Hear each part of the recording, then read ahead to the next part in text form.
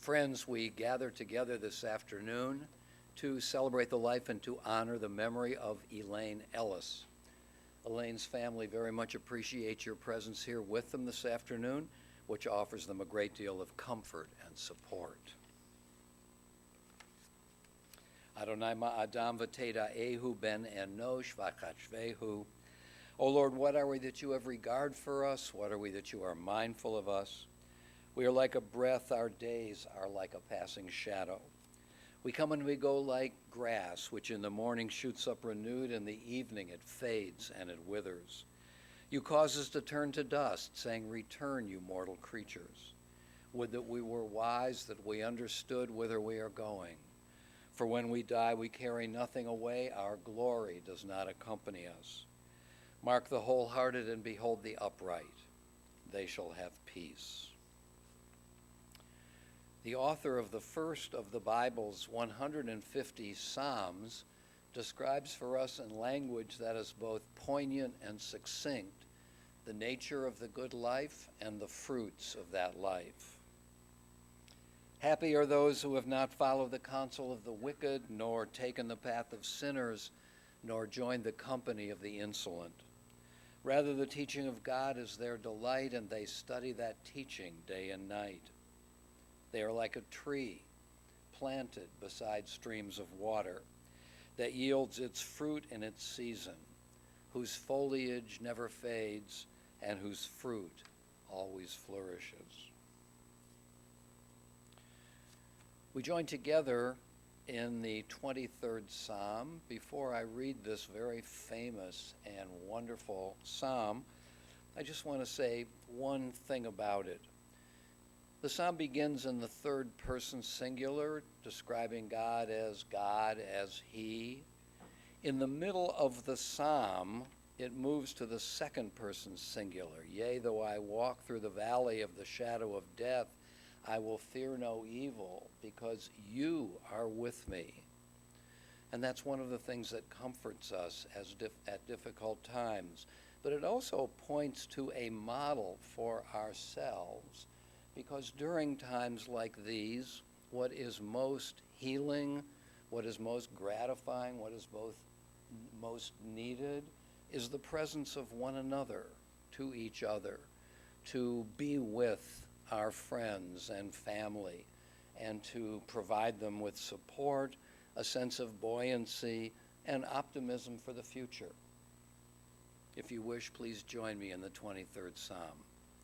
The Lord is my shepherd, I shall not want. He maketh me to lie down in green pastures. He leadeth me beside the still waters. He restoreth my soul. He guideth me in straight paths for his name's sake. Yea, though I walk through the valley of the shadow of death, I will fear no evil, for thou art with me. Thy rod and thy staff, they comfort me. Thou preparest a table before me in the presence of mine enemies. Thou hast anointed my head with oil, my cup runneth over.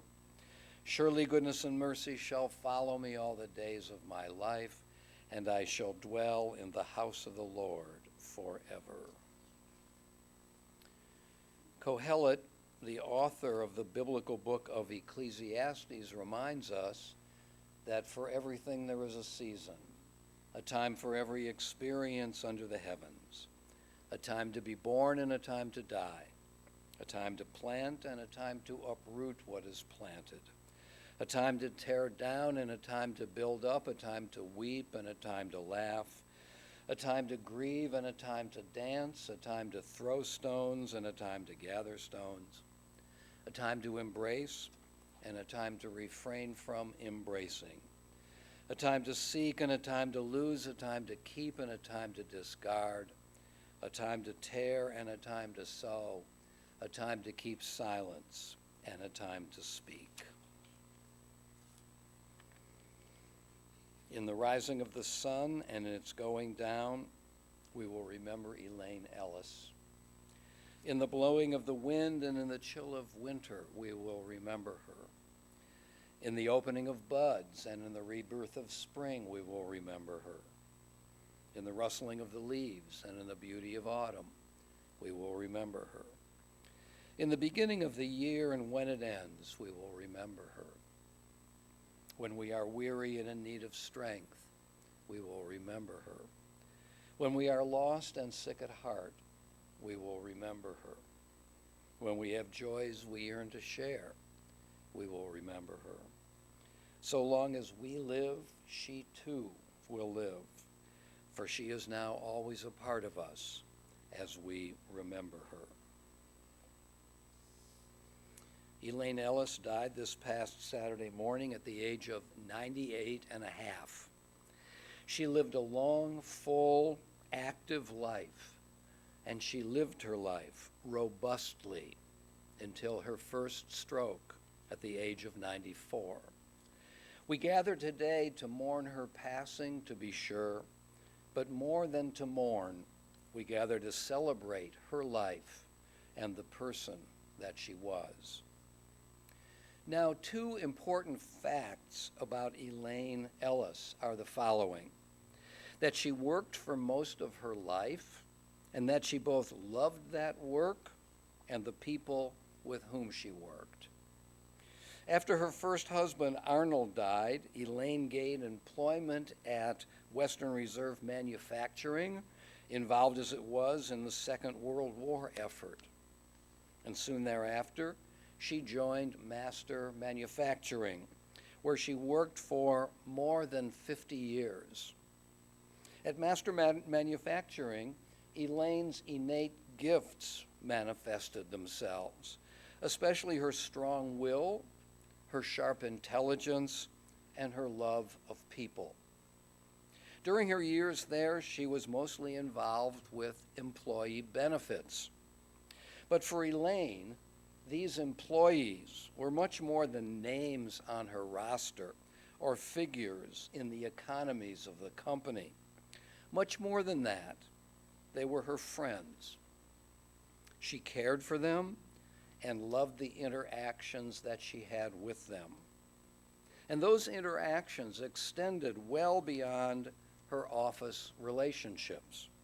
In fact, Elaine would participate in their life events and in the events of their spouses, their children, their grandchildren.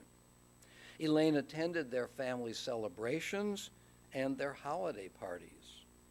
And so much did she love her work and the people with whom she worked that it took 3 attempts at retirement for her finally to retire.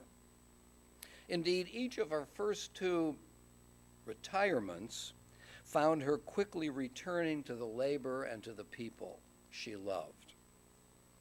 And Elaine Ellis's talent for relationship extended well beyond the workplace. Her daughter Barbara, with whom I met this past Monday morning, told me something that at first puzzled me, namely that her mother, and now I quote, never met a stranger. Now I thought, isn't every new person we meet for the first time a stranger? So what could Barbara have meant? But it became immediately clear to me that what Barbara meant was this, that for Elaine, it was only a matter of minutes before a stranger became an acquaintance and an acquaintance became a friend. Part of the reason for this is that Elaine showed everyone she met, and with easeful immediacy, that she was genuinely interested in them and who they were as individuals. And as with all her friends, Elaine was much more interested in them and what was going on in their lives than she was in focusing on and talking about herself. And so it should not surprise us to learn that Elaine always had difficulty leaving social gatherings and parties. And Barbara told me that when she was there at these gatherings with her mother, she would often feel the need to say at some point, "Mother, it's time to start saying goodbye," with the emphasis on start saying goodbye. Because if Elaine weren't gently pushed To begin to leave, the leaving itself would take a very, very long time. And so much of Elaine's wonderful long life was spent in the presence of family and friends whom she loved and to whom she was deeply loyal. She had a large circle of girlfriends with whom she traveled, played bridge, and engaged in conversation. And in turn, Elaine was fortunate to have had so many friends who loved her. And most especially, her lifelong friend, Iris Rubenfield, for whose manufacturing company Elaine worked.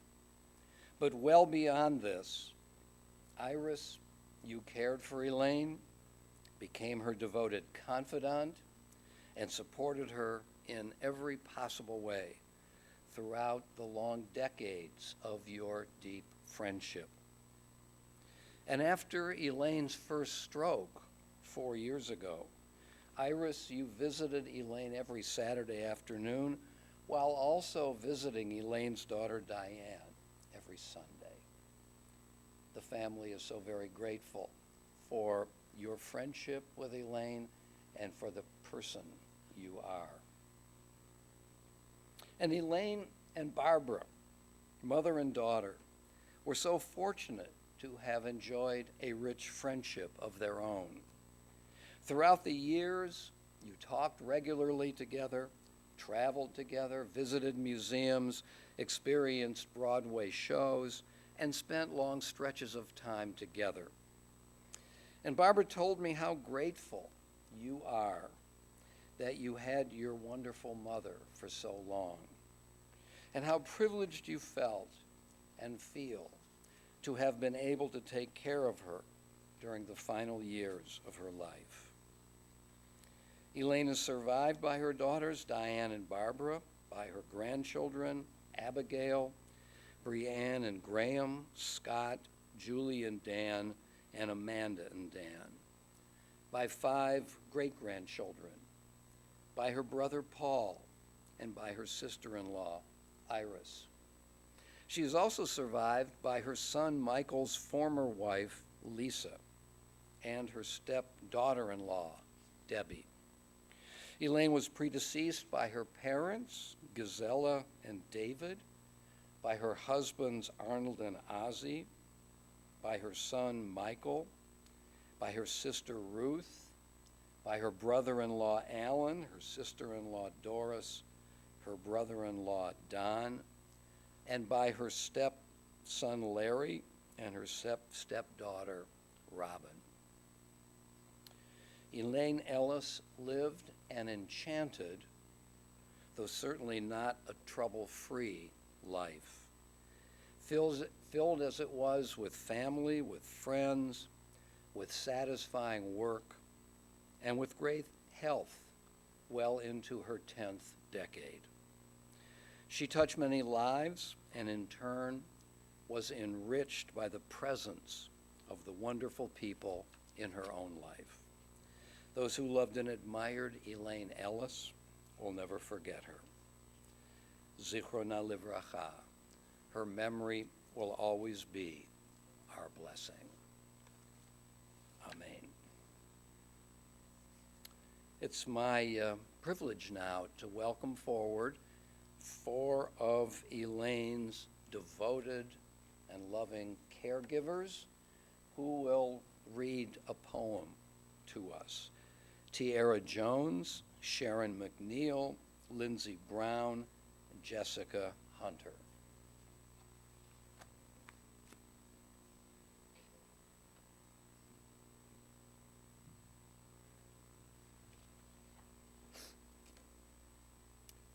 A woman of valor. What a precious find is a woman of valor. Her worth is far beyond rubies. Her husband put his confidence in her and lacks no good thing.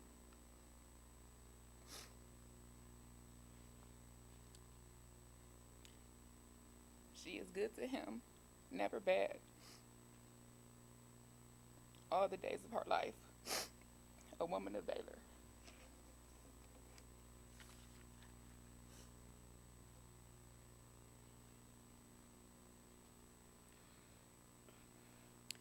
She opens her hands to the needy and extends her hands to the poor. She is clothed with strength and slender. She looks to the future cheerfully. She opens her mouth with wisdom. Her tongue is guided by kindness.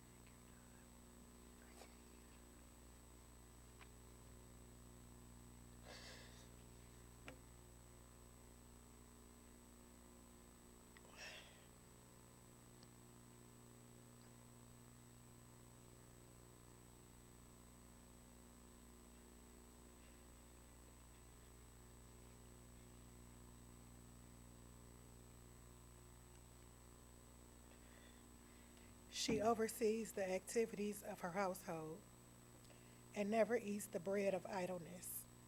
Her children come forward and bless her.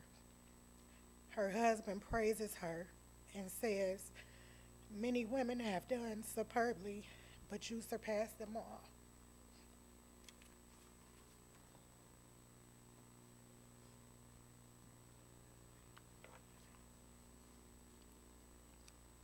Charm is deceitful and beauty vain, but a God-fearing woman is much to be praised. Extol her for the fruit of her hand. Wherever people gather, her deeds speak her praise.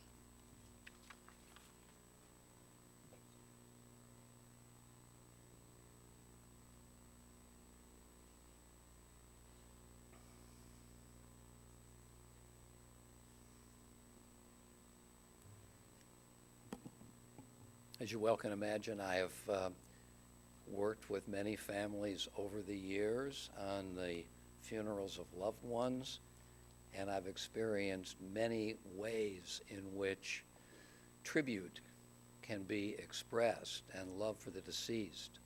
Among them are the tears, which often embarrass the people who are here. But I always say to them, if I know in advance that they may find themselves crying, that these are the greatest tributes and that you shouldn't be at all embarrassed by them. And one can see right here how much Elaine was loved. I now want to call on her daughter, Barbara.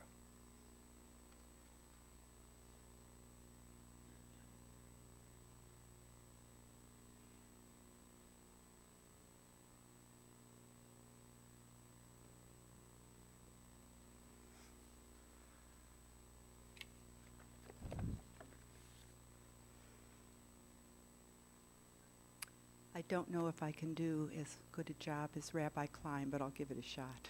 Okay. I first want to say thank you to Tiara, Sharon, Lindsay, and Jessica, my dear friends, as well as my mother's caregivers, for your beautiful and heartfelt reading of A Woman of Valor, and for all the years of your expert care and love for my mother. It's because of you that we were able to keep her at home during these last 4.5 years of her life. Because of your help, your love, and your dedication, my mother was able to live comfortably in her home, peacefully, with the best quality of life that she could have. And all of our family will always be grateful to you.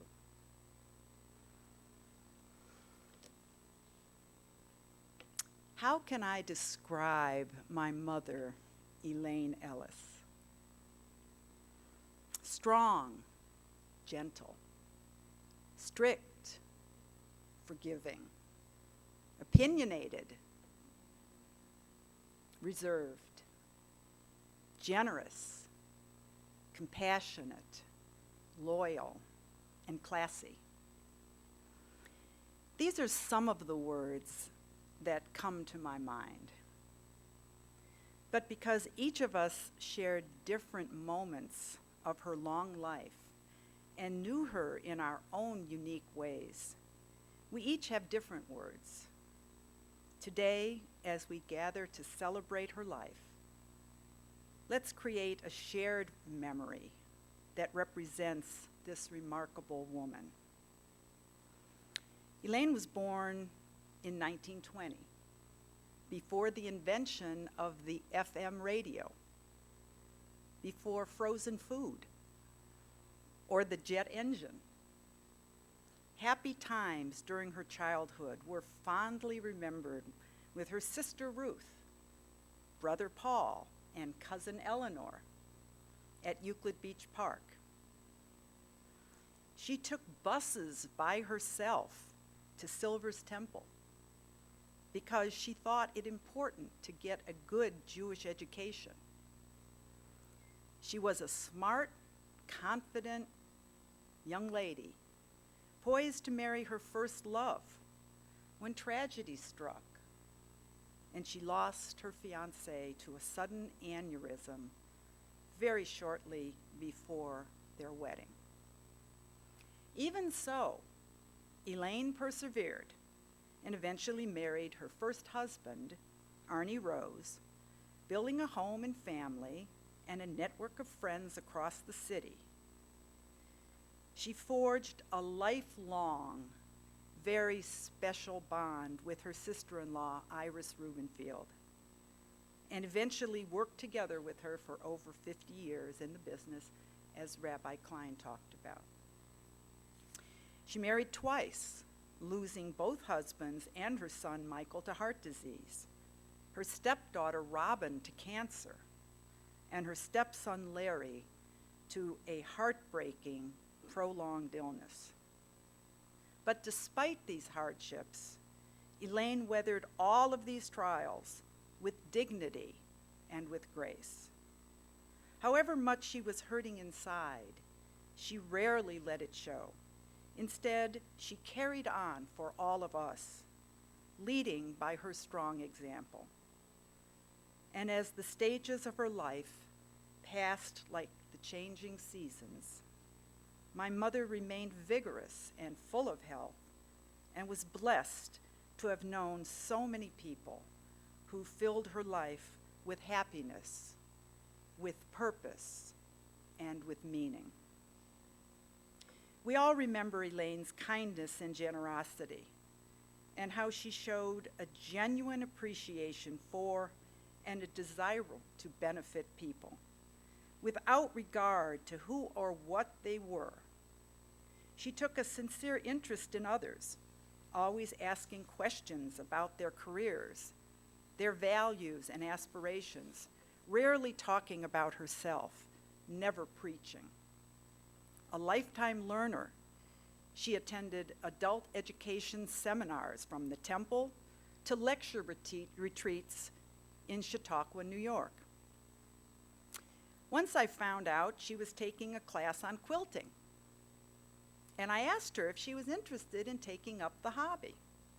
No, she said. A cousin of hers was an accomplished quilter.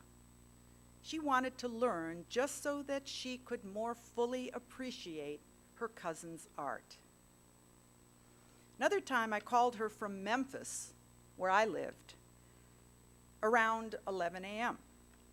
And she brushed me off impatiently and told me that she couldn't speak to me just then because she was late going to her class at Ursuline College. And by this time, she was definitely in her 80s. And I asked her, "What are you studying this time?" "Whales," she said. I said I didn't know that she was interested in whales.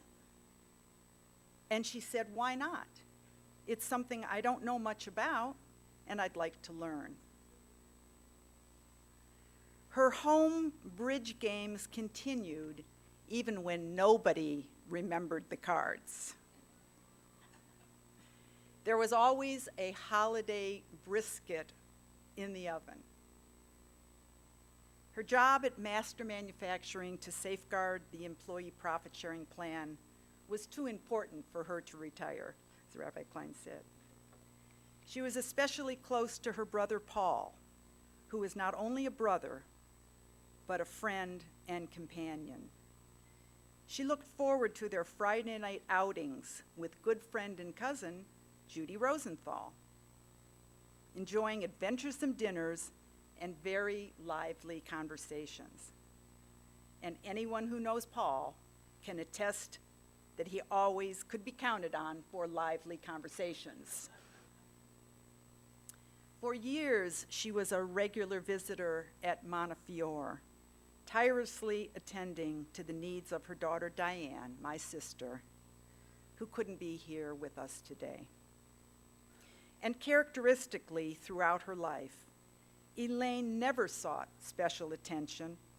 She always looked out for the needs of others before her own and sacrificed herself to protect those she loved.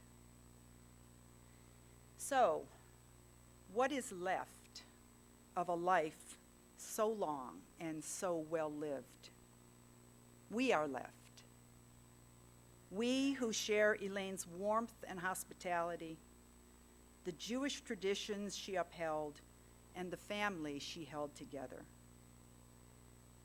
It's our duty to honor her memory and preserve what she built. My mother taught me many things in life, including the values that I live by today. She was a role model for how to weather adversity with dignity and grace. I hope I can continue her traditions and live up to her shining example. I want to thank you all for joining me to celebrate the life of my mother, Elaine Ellis, and I'd like to invite you all to come back with us after the funeral to Lander Haven to have Shiva meal with us and further reminisce about this wonderful person. Thank you very much.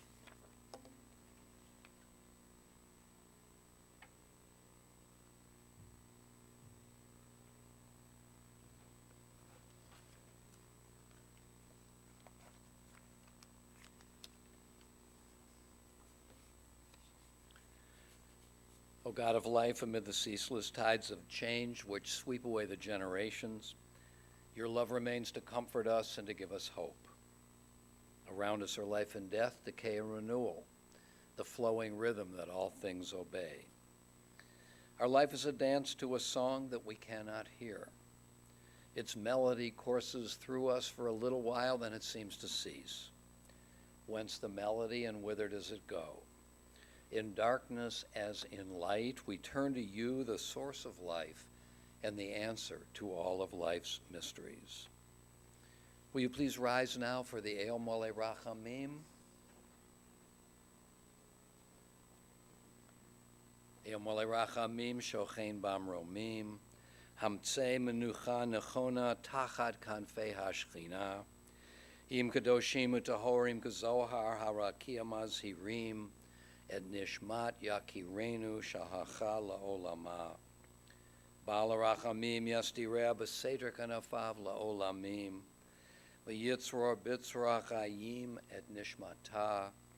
Adonai hu nachalata v'tanuach b'shalom al mishkava v'nomar amen. Compassionate God, eternal Spirit of the universe, grant perfect rest in your sheltering presence to Elaine Ellis, our loved one who has entered eternity. O God of mercy, let her find refuge in the shadow of your wings, and let her soul be bound up in the bond of everlasting life. God is her inheritance. May she rest in peace, and let us say together, Amen. Will you please be seated? As Barbara has just said, the family of Elaine Ellis will receive friends at Lander Haven at 6111 Lander Haven Drive in Mayfield. They will receive friends today from 3 o'clock until 8 o'clock. If you happen to get there a few minutes early and we're there, come right in. Receiving friends from 3 to 8. Our service will now continue at graveside at the Mayfield Cemetery. Once again, as Barbara just said, let me add my appreciation to all of you for your presence here this afternoon, which offers the family a great deal of comfort and support.